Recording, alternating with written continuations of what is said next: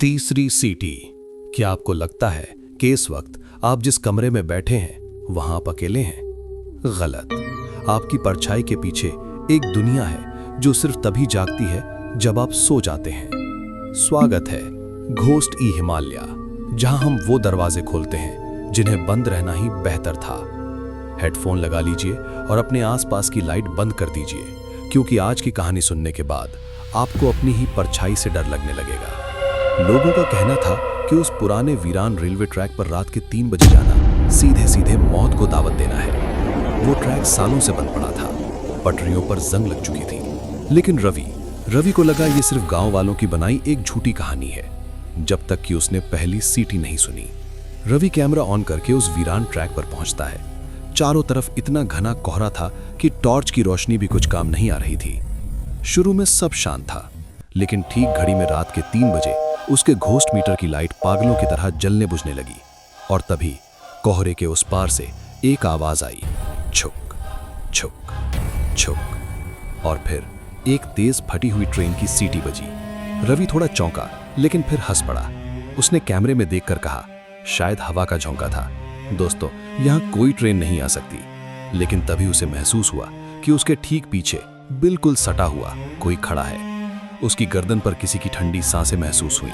उसने झटके से कैमरा पीछे घुमाया। वहां कोई नहीं था, लेकिन जब उसने रिकॉर्डिंग चेक की तो उसके पैरों तले जमीन खिसक गई। वीडियो में दिख रहा था कि जब रवि आगे देख रहा था, उसके ठीक पीछे कोहले में एक धुंधला सा साया खड़ा था और उसके होंठ सीटी बजाने के लिए गोल थे। तभी जंगल में दूसरी सीटी बजी।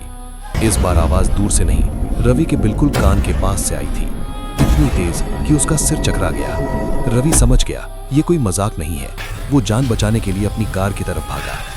कार स्टार्ट नहीं हो रही थी। तभी उसे गांव के उस बूढ़े आदमी की चेतावनी याद आई, बेटा, अगर 2 सीटियां सुन लो तो भागना मत, बस अपनी आंखें बंद कर लेना, क्योंकि तीसरी सीटी वो तुम्हारे मुंह से बजाएगा।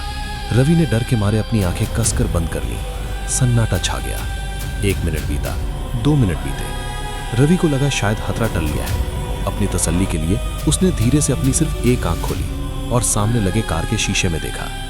शीशे में उसे अपनी ही परछाई दिखी, लेकिन शीशे में दिख रहा रवि मुस्कुरा रहा था। असली रवि कार के अंदर डर से कांप रहा था, लेकिन शीशे वाला रवि धीरे से आगे झुका और शीशे के अंदर से ही एक भयानक आवाज आई, एक बहुत लंबी और डरावनी सीटी। अगले दिन पुलिस को रवि की कार ट्रैक के पास मिली। रवि जिंदा था, लेकिन वो कुछ बोल नहीं पा रहा था।